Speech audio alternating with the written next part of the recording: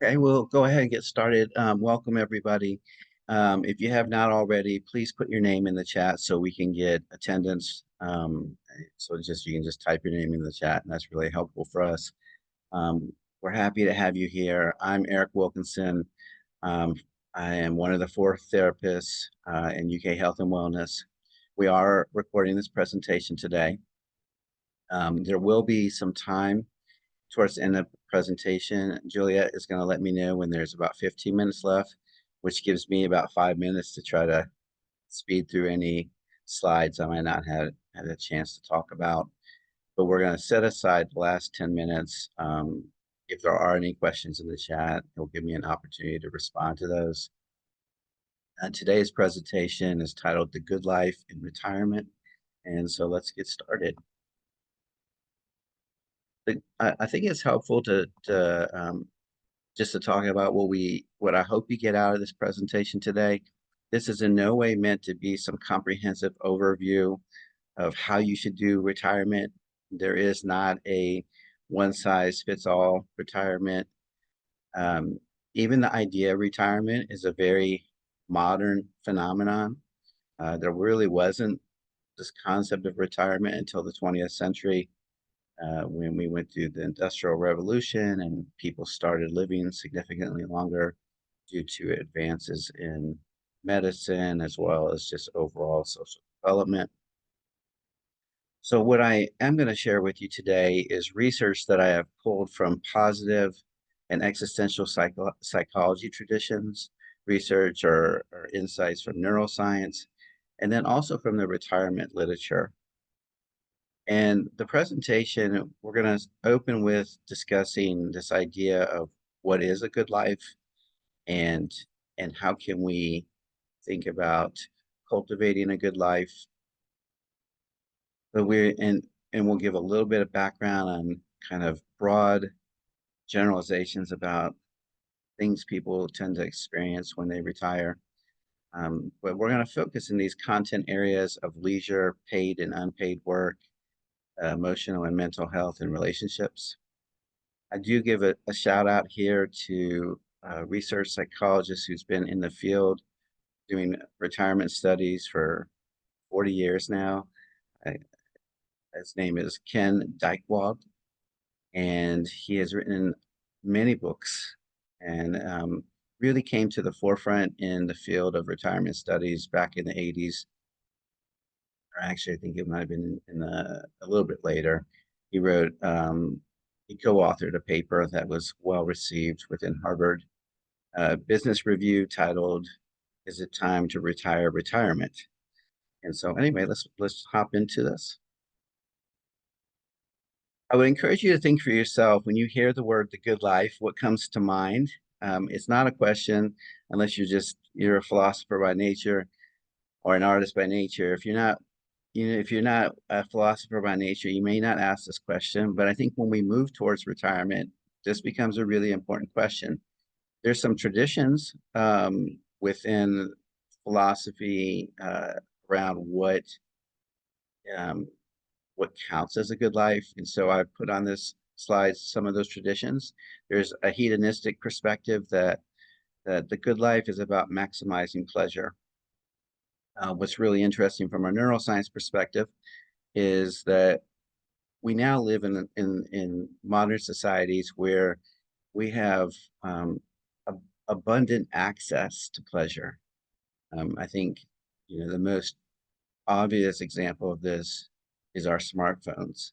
That anytime we're feeling bored or some emotional discomfort, we can get on our phone and we can engage in an app, social media, or something on the internet. We can listen to music, we can play games, and immediately we can experience pleasure.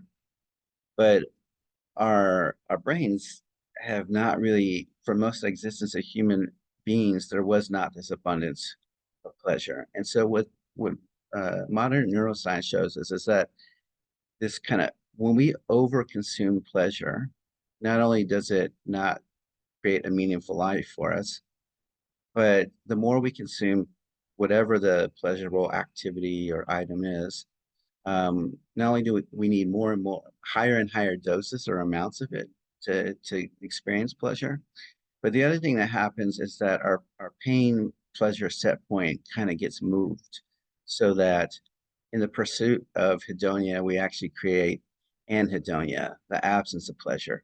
It becomes increasingly difficult to enjoy things if we're compulsively over-consuming pleasure. So that is one perspective. I think when you look at marketing around retirement, you often see, you know, visual displays of like these idyllic, wonderful vacations. And all that is great, and pleasure is an important part of joy and meaningful living. But if it's pursued kind of in a compulsive way, it actually creates a lot of pain and suffering. The engaged life is another perspective. It's this idea that we are engaging in either physical or intellectual activities that we really enjoy, that um, that utilizes our skill sets, that challenges us, activities where we can really get lost in the moment and feel immersed in what we're doing. A third perspective is this idea of the meaningful life. And this is this idea of recognizing your values, what's most important to you. Um, what is it that you feel connected to that's bigger than your own individual life? Folks that are motivated by these types of ideals um, are representing a perspective of like meaningful living. I think it's helpful within the positive psychology field to recognize over the last 30 years, there's been a robust amount of research that has really shown that all these different ways of being in the world and experiencing pleasure and joy, meaning and purpose are important. So actually trying to think of the good life, one perspective is to think of it as a balanced life. Another way that we could break it down is to identify what research has kind of um, shown us are 5 elements of psychological well-being. And there's this, helpful acronym that's on the slide, PERMA, which stands for positive emotions, engagement, relationships, meaning, and accomplishment. And so when we think about this, I think positive emotions is pretty straightforward. We, the more we can experience positive emotions, generally speaking, the more satisfied we are with life and the happier we are.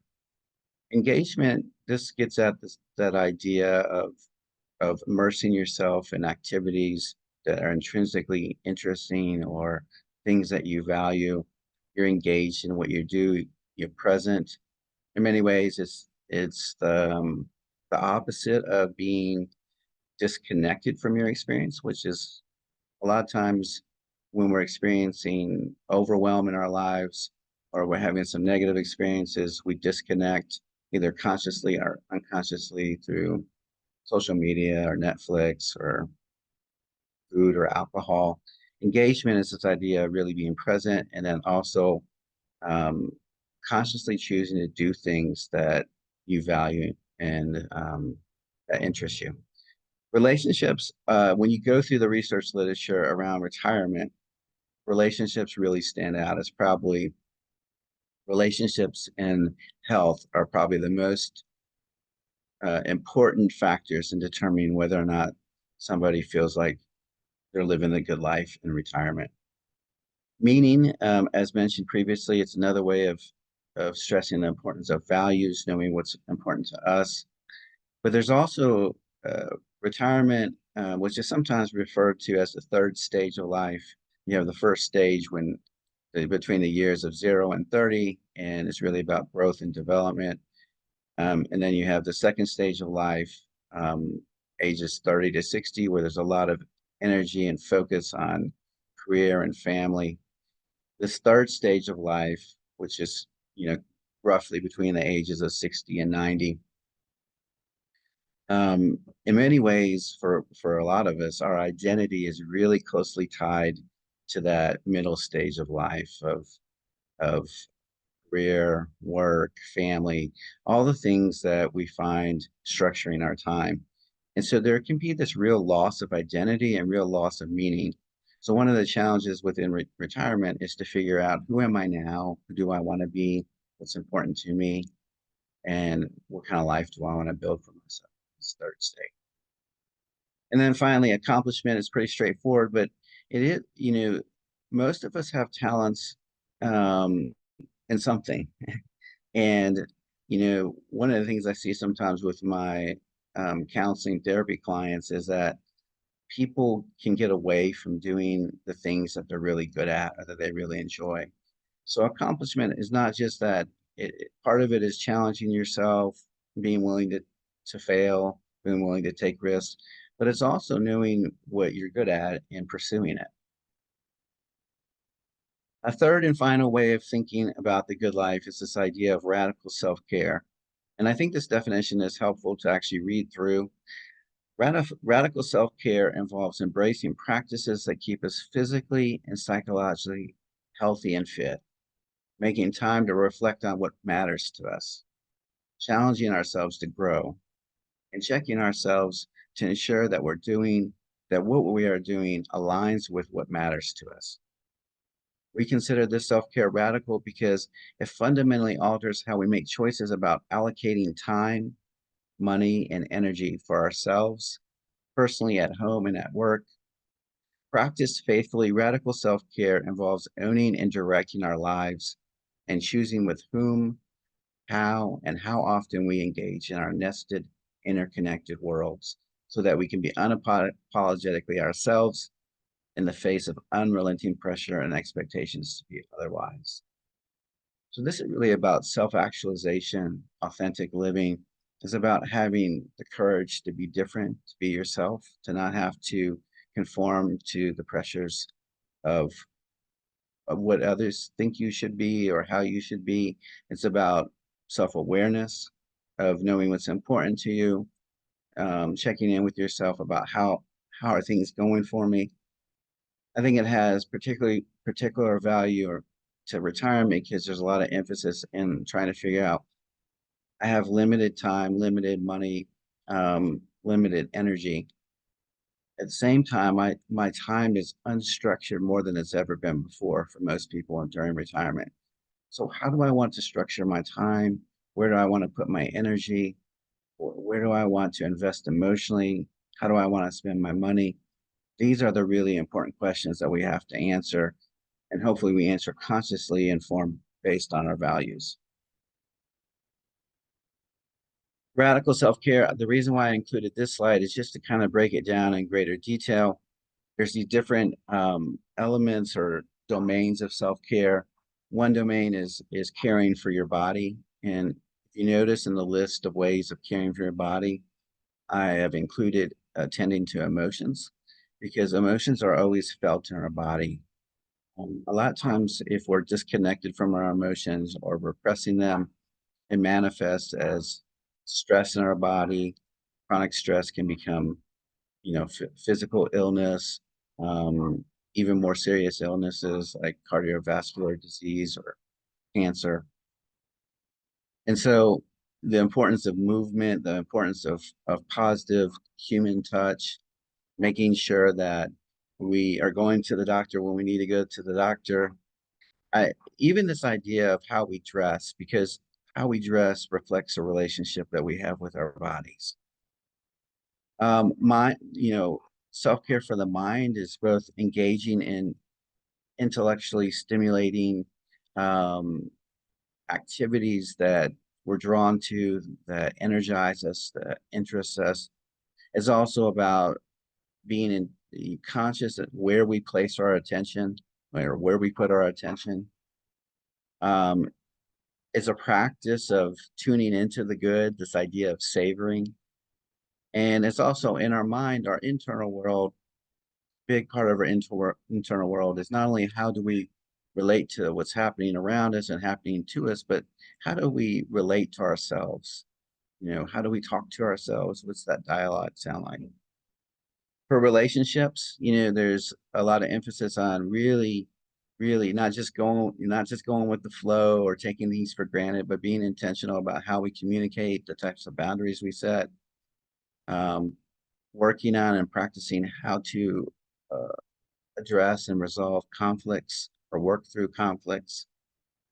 A lot of times a lot of my clients, and this is not unique to my clients, I think as human beings, we want to avoid pain. That often plays out that we avoid uncomfortable conversations or conflicts. And unfortunately, most of the time they don't just resolve on their own. And so when we avoid having that difficult talk, or we avoid and experiencing the discomfort of disagreement, or maybe feelings of hurt or disappointment, those feelings just kind of linger on the surface, under the surface. And what it does is it really can negatively impact how we experience our lives. And then finally, spirit is again this notion of connecting to something bigger than yourself. It's also a spirit of being curious about the world, being curious about yourself.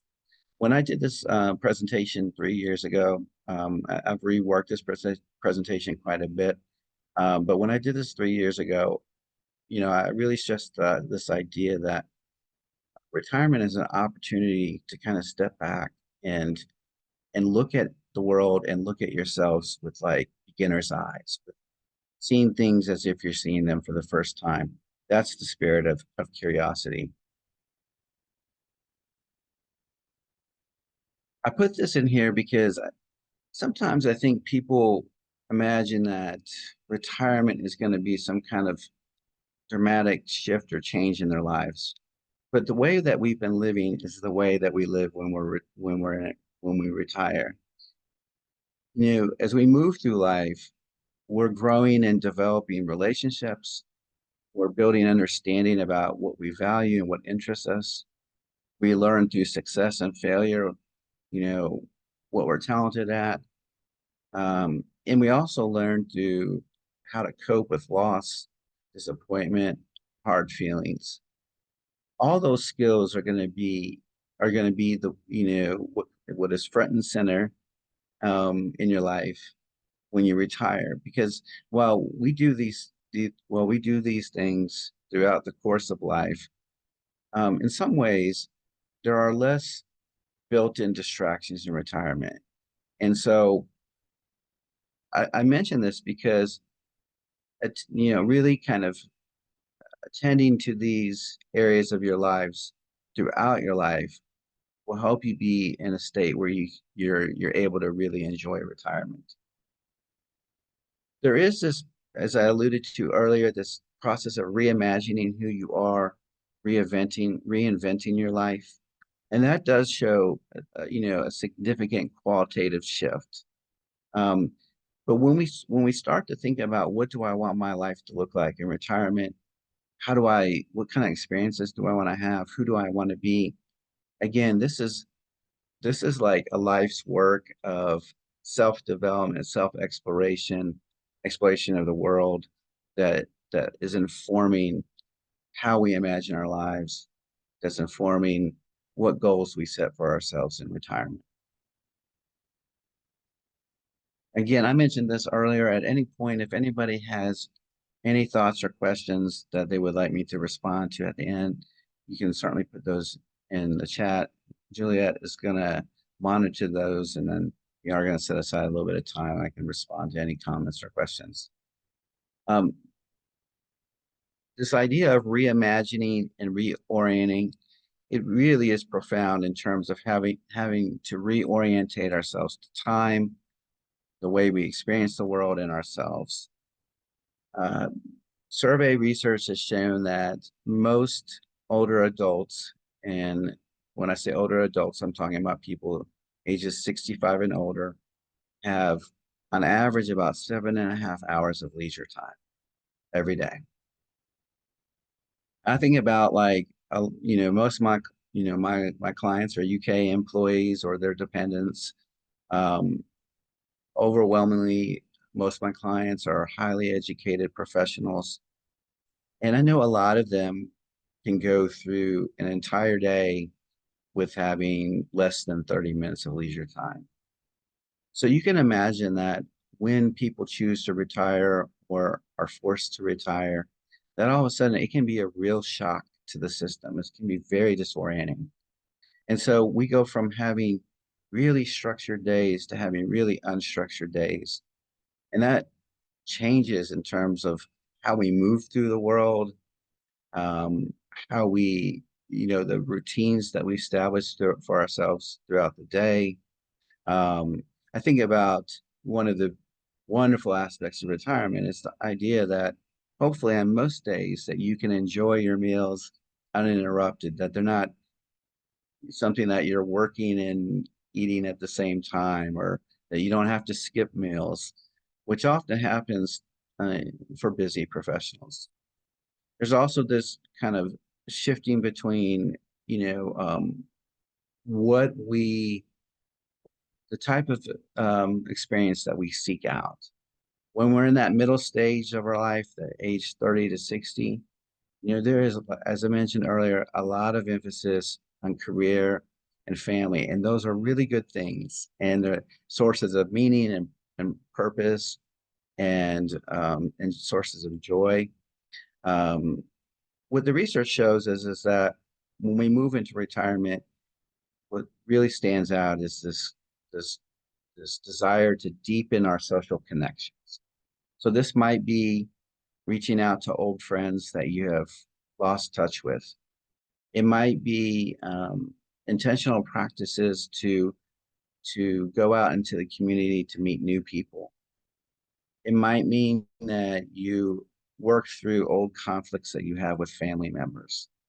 We also knew that that as we live older and older, it's becoming more and more common that people are living in homes that are intergenerational. We know that the deepening of relationships can happen with people that span a wide range of ages. What's really hopeful and encouraging is that if you look at research around people's life satisfaction and happiness, people tend to be most miserable in their 40s. 40s are a really difficult decade for most people. We know that, from psychological standpoint, we have the highest rates or highest risk of suicidality um, for folks in their 40s. We know we have really high rates of depression. I think of the 40 people in that kind of middle age in their 40s, it's a time where you're reevaluating your life, but you've lived long enough that you've experienced real hardship and loss. You've also lived long enough that some of the things that you grew up believing as a child or as an adolescent have not played out the way you thought, or they've not delivered the joy you thought they were going to deliver you. And so that can feel like, for many people, that can feel like the rug has been pulled out of underneath their feet. But as we work through that middle age, what we see is that starting from the age 50 onward, generally speaking, at least up until age 75, you see for most people an increase in happiness. So when we think about retirement on an emotional level, there's plenty of people that are lonely in retirement. I think that has become even more pronounced since the pandemic. Not only were people lonely during the pandemic, but if you look at how much time people spend with family and friends, um, we have not really fully come back to pre-pandemic levels. We spend, I think it's like half as much time with friends as we used to prior to the pandemic. So there are plenty of people during retirement that struggle with depression. It's very common, loneliness, social isolation. But generally speaking, the majority of people are their happiest during their retirement years. I think it's also really exciting that you can be who you want to be, that you can remake your identity. And I would encourage folks to lean into that. Now, there, like we are as human beings, um, we are very expansive in what we can think and feel, what we can hold. So retirement can give us a chance to explore parts of ourselves or to actualize parts of ourselves that just we just haven't done previously. Um, and for me, I think, so much of many of the clients that I see in my work, that is really the work that they're trying to do. They want to continue to grow. They want to learn more about themselves. They want to um, build new relationships with people. And so we do see this shift that identity is much less tied to material possessions and to career, and increasingly becomes about relationships.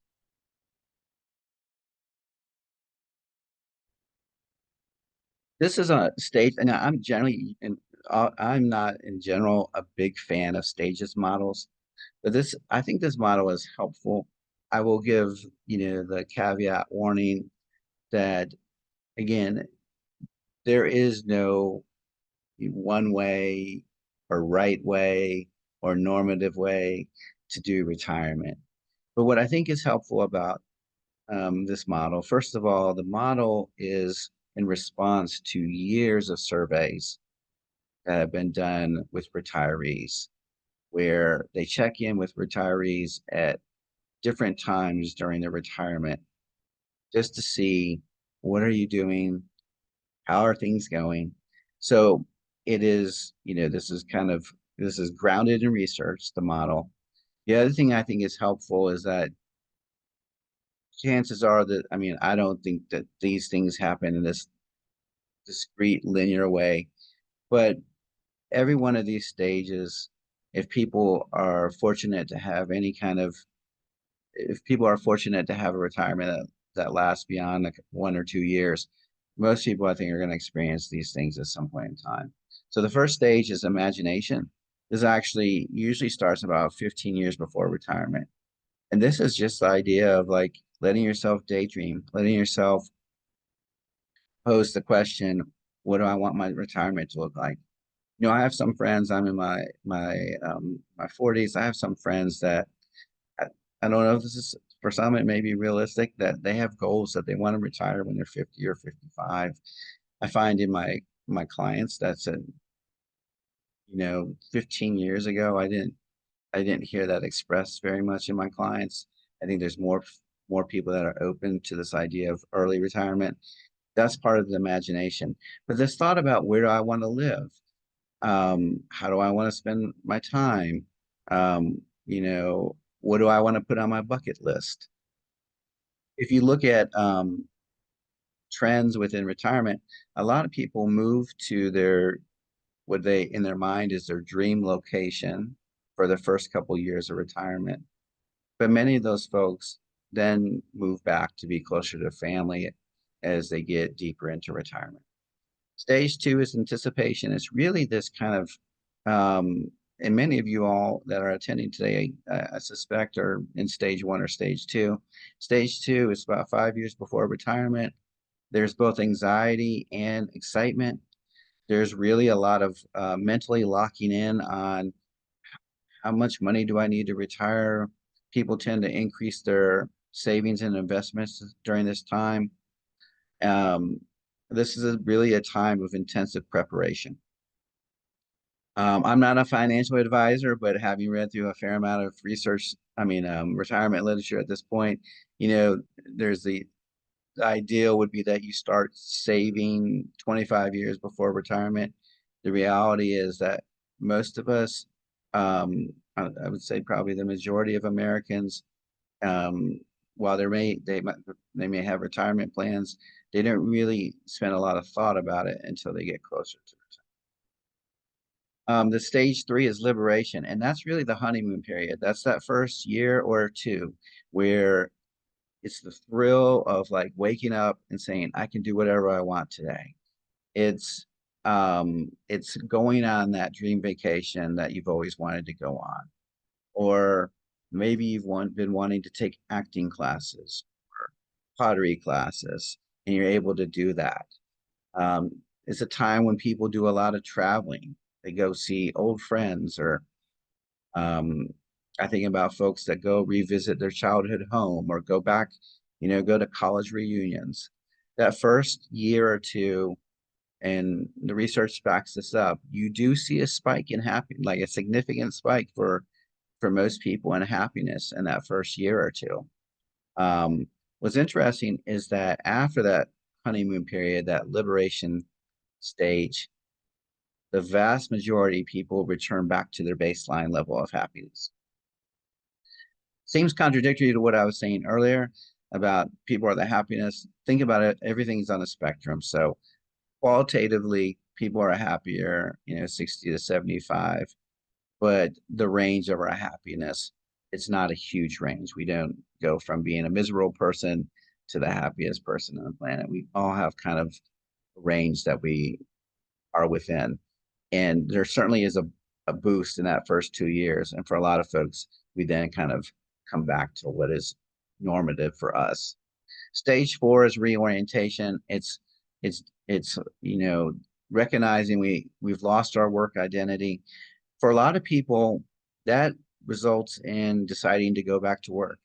And it could be volunteer work, unpaid work, or it could be paid work.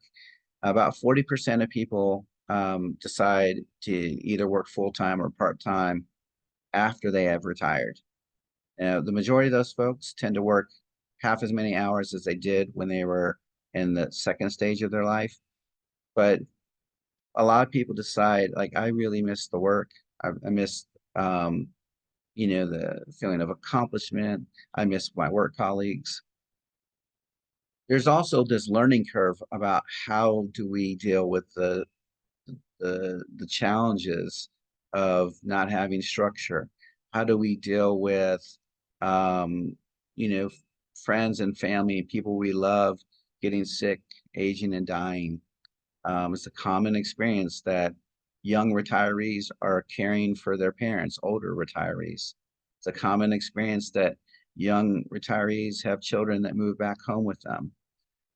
It's a common and increasing experience that retirees divorce their partners of 20, 30, 40 years.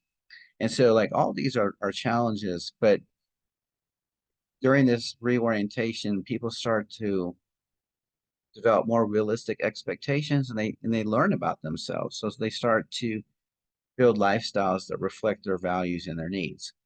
And then stage 5 is around 15 years after somebody retires. Um, it's this reconciliation stage where people are kind of, they're aware that they're closer to the end of their life. And so there's more prioritizing rest and relaxation, being close to family.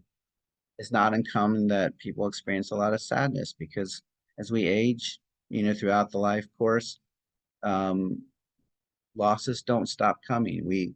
Loss is intrinsically part of life, and we experience loss anytime we experience loss our whole life. Anytime everything we do that we enjoy comes to an end, and there's a loss. But the losses that we experience in kind of this third stage of life, you know, for many of us, it's like people that we love most, or maybe we have physical health problems that prevent us from doing things that we really enjoyed. So these tend to be really deep losses. So there's sadness is, I'm a therapist, so I always tell my clients there are no good or bad emotions. What really matters is allowing yourself to feel these emotions. But sadness is more common. There's more health problems. There's also this time where people really start to get like this big picture reflection on what does my life mean. And for many people, that is a great source of joy and comfort. And so this kind of final stage of making sense of my life. This is showing you, and let me something here, see if I can. I want to shift into talking about leisure and structuring time. And so um, I shared this first part just to recognize that as Americans, we don't get as much practice with leisure time as the rest of the industrialized world. We take less vacation days, and when we're on vacation, most of us are working. Um, I think that's reflected in the fact that, surveys have shown that folks 65 and older, a lot of folks who have not had a lot of experience with leisure time are watching up to around 50 hours of television every week. Um, so we don't just most of us don't just naturally know how to do leisure. And I think about many of my clients, you know, I think high achieving professionals in general really have trouble not being productive. There's this feeling like I always need to be doing something. And so all of a sudden you have this abundance of time and no impending deadlines or things that you have to do. And that's really challenging. And then thinking about again these questions of like, where do I want to put my energy? Where do I want to put my focus? Where do I want to put my heart, my emotions? What's great about leisure, and the surveys show this, survey research with older adults shows that people really do enjoy their leisure time. And going back to 60 to 75 is is a really happy period for a lot of folks. Um, they enjoy it more when they embrace leisure as chances for new opportunities, new learning, new relationships, when they use their leisure time to deepen those relationships that are important to them, when they really value exercise and relaxation. Um, Silver Sneakers is, I didn't know this until I really started reading retirement research, but they're not just located in gyms. They'll do Silver Sneakers at parks and at churches. Um, and this movement is just great for your cognitive health and your emotional health. Sadly, about 1/3 of people age 65 and older don't do any form of exercise. Um, Leisure provides chances to connect to things that are bigger than yourself. This is that spiritual self-care, the idea of appreciating beauty, um, learning about history, learning about culture, and it's also just a time to be silly. I think about one of my own personal role models was one of my grandfathers, and he had these strengths when he was doing paid work, but he grew up, Depression era, and for a big part of his working life, he worked two or three jobs at a time, and so there was very little leisure. I saw him in retirement. He was laughing with everyone. He was interested in everyone. He was being so silly with the grandkids. It can be this chance to to be playful, to let that playful, creative, joyous part of you really, really kind of take off. Check our time here. All right. I always tend to provide too much information, but I feel like more is better than less.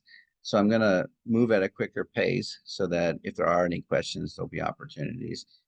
There may not be the full 10 minutes, it may be five, but I will make sure there's some time at the end if there's any questions. Um, Similar to stages of retirement, we see here that there's stages of leisure. The big takeaway with this is that, we have to learn. I mean, the more that you practice this before retirement, the better you're going to be at doing it. But there is this learning curve for how do we structure our time. If you look in the liberation stage, most people, by the way, only about 15% of people really have a bucket list. And overwhelmingly, most people check everything off their bucket list in the first 2 years. In that liberation stage, there's a lot of self-reflection, personal growth, but there's also a real risk of being unsettled or bored. Many people feel guilty. I kind of alluded to that earlier about not using their time productively. And so then you have to ask yourself, well, what does that mean to use my time productively? Like, what do I value? Is the way that I'm using my time, does it reflect what I care about? Um, the reorientation, we see that covers years 3 to 15. This is where um, people really start to develop routines, leisure routines that work for them. All right. If we think about um, as people age, I mentioned earlier, work, whether we're thinking about paid work or unpaid work, it provides a lot of well-being and benefits. Um, it helps people choose to be active in work, to stay mentally sharp, to be physically active. Many people choose it for the social connection. There's also a desire to give back to the community or to do good, and people just don't want to be bored. I think about that stat I shared earlier, the idea of watching 50 hours of TV a week. That just, to me personally, sounds terrible, right? I would much rather be working, doing the type of people work that I do than watching 50 hours of TV a week.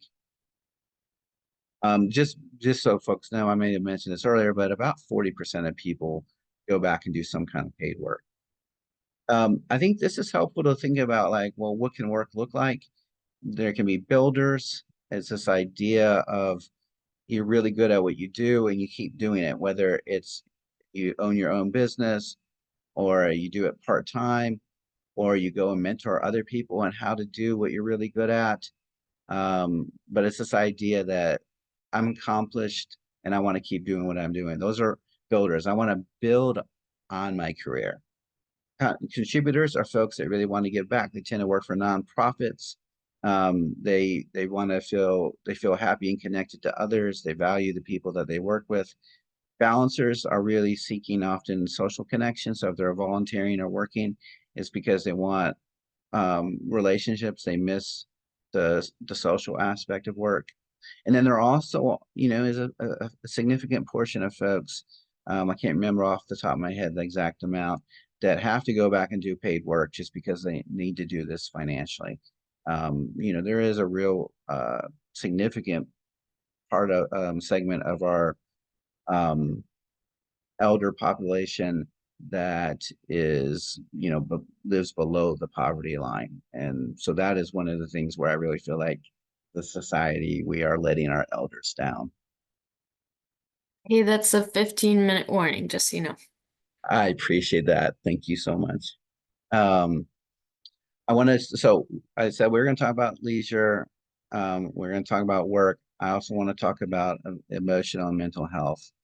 On average, people get better at regulating their emotions as they age.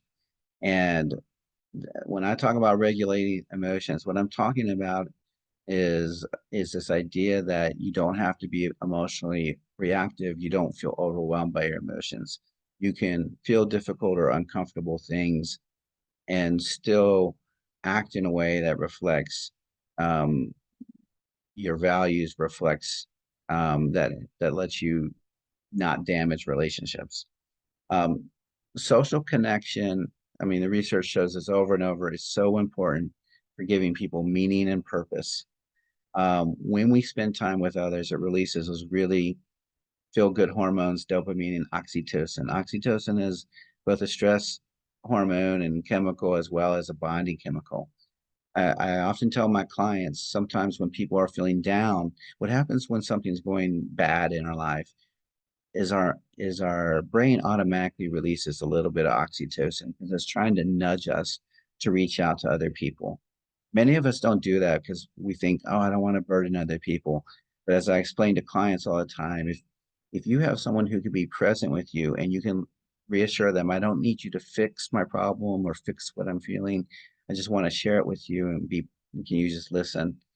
In that moment, if somebody can just be listen and hold the space, um, a bunch of oxytocin gets released in both people's brains, which means both people are feeling good and feeling connected. Movement, play, singing, dancing, all this stuff is great for emotions and your cognitive functioning.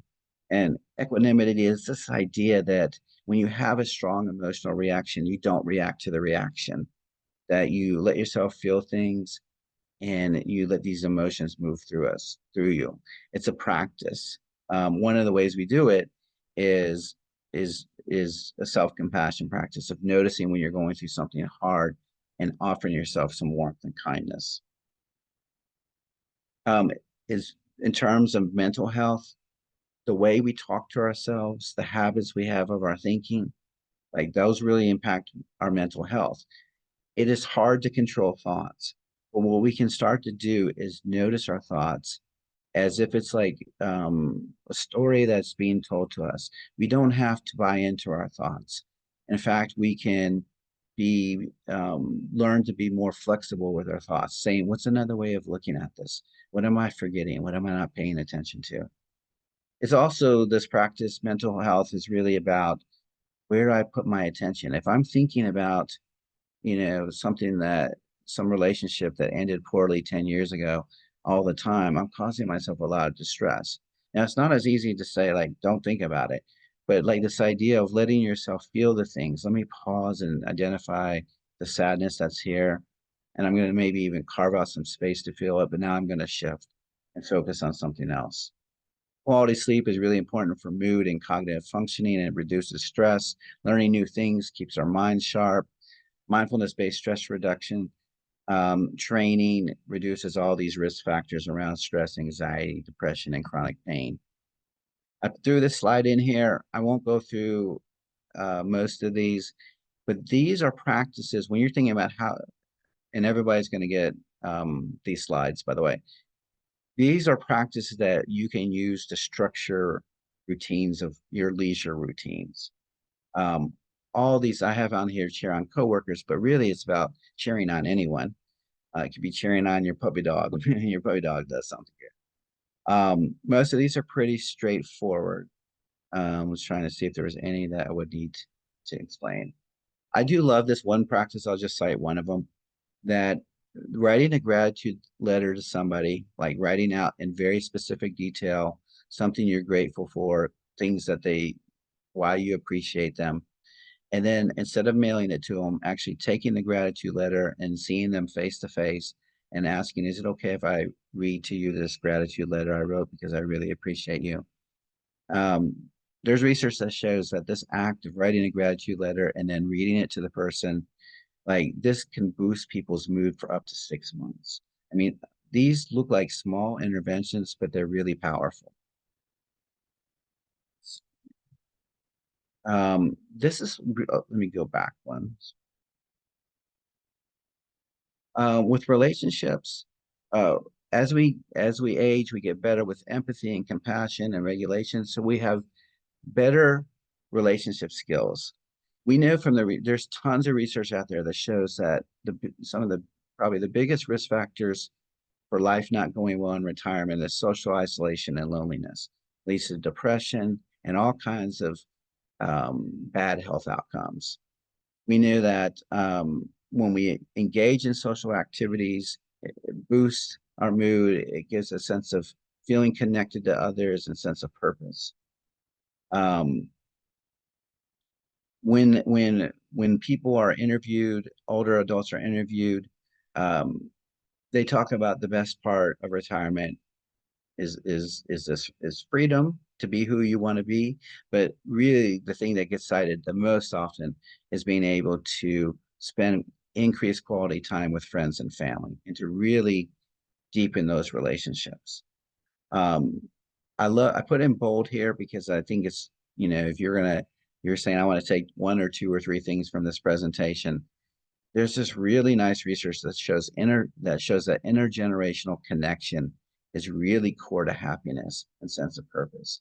So being able to meet people and spend quality time and build relationships with people from different generations, it just does wonders for your cognitive functioning, for your emotional functioning, and for your physical health. This slide is focusing a lot on grandparents. I love this slide because as people live longer, increasingly there can be these really cool relationships between grandparents and adult grandchildren. Um, in early retirement, many grandparents take on child assistance roles, help watch kiddos that are in preschool. Um, People with grandkids overwhelmingly cited as a top priority.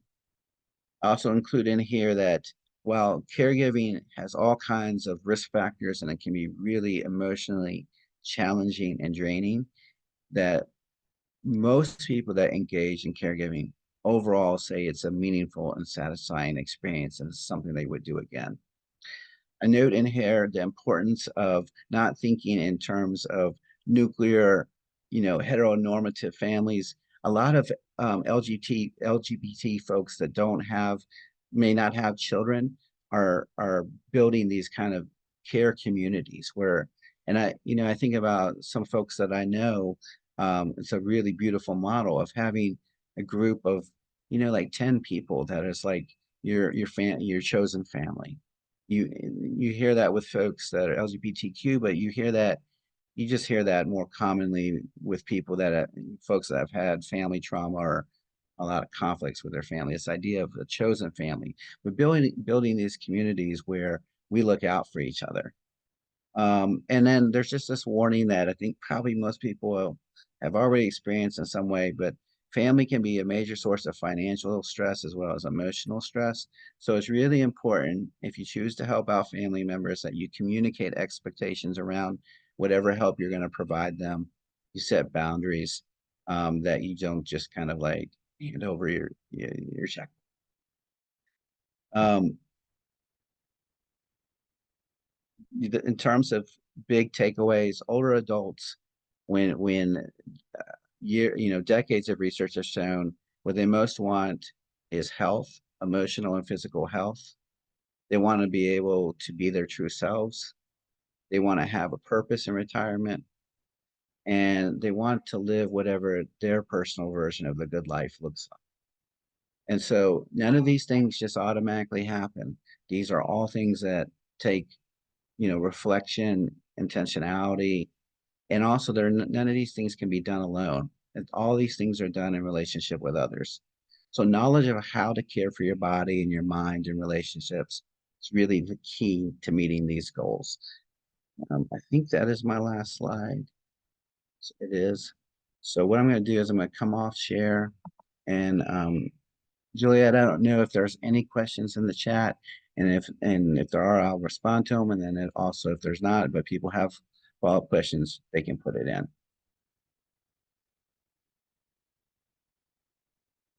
I wasn't seeing any right now. Does anyone Okay. have any questions you want to add to the chat? This is Christy. I just want Uh-huh. to ask a question. Uh-huh, sure. When you said a minute ago, you talked about body and how we dress. Hmm. It confused me a little bit. What did you mean by that? So what I meant is like we have a relationships with our bodies in terms of how we move, the boundaries we set around our bodies, how we choose to dress is as its own form of relationship with our bodies. Like many folks find real joy in fashion, for example, or they're real intentional about I want my dress to reflect my values, right? That's like a form of self-care to saying that like um, that what I choose to adorn my bodies with is consistent with my values, consistent with what what I feel good with or comfortable in. And I think about my own self, like outside of work, I am like a sweater and like jogger pants, right? Because Yeah. my value is relaxation and comfort, Comfortable. and I'm not caught up in like high-end fashion. There's nothing wrong. I have clients that love high-end fashion, so no judgment against that. But for me, it reflects like what, my values, how I want to relate to my body outside of work. Does that answer that question? Yeah, I thought that's what you were talking about, but I just wanted to ask you to clarify that. Thank you. Absolutely.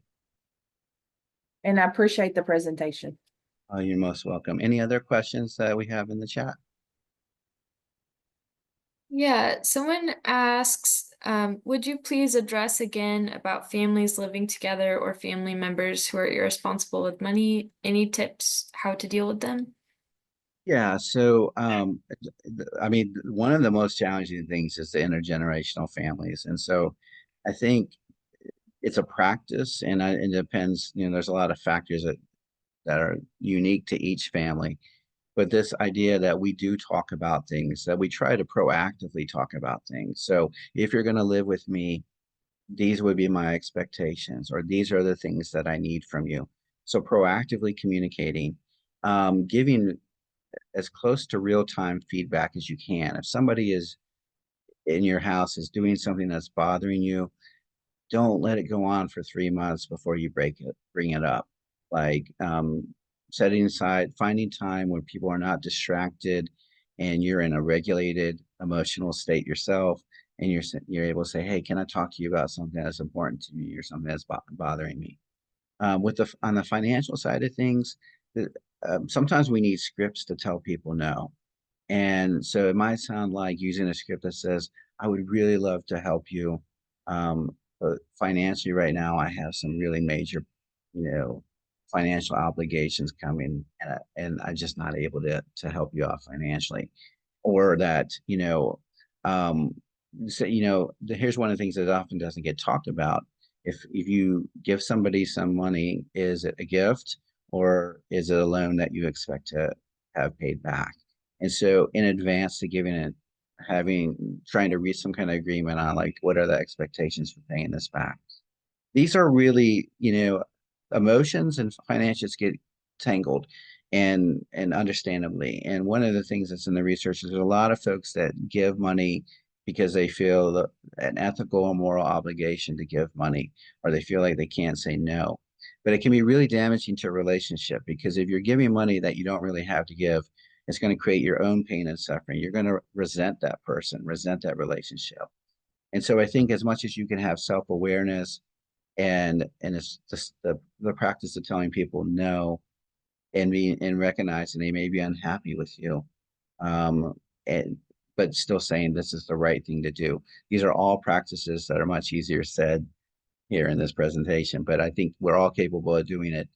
But it's just you got to move out of your comfort zone for a lot of folks.